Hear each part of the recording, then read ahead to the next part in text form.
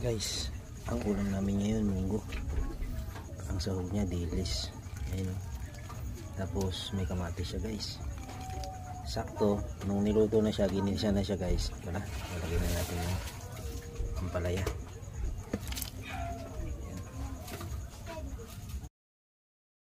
Ayun. So namin guys, yung dalawa, si tita tsaka si ano. Tapos mga idol, isang kulo lang yung ano natin, ampalaya. Kumukulo na siya.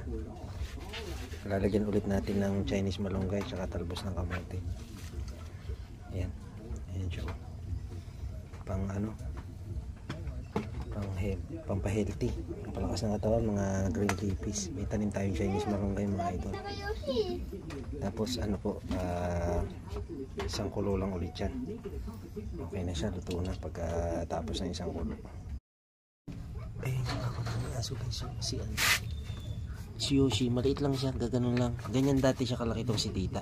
Luto na yung niluluto natin guys. Ito, ginagawa ko siyang hapunan ng manok, ng kawayan ng mga dire-diretso.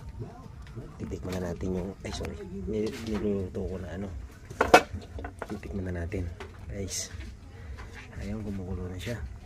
Ganito lang po yung ulam namin lagi dito sa bundok, mga gulay-gulay lang. Ayun yung panluto namin ng kahoy. Ayan.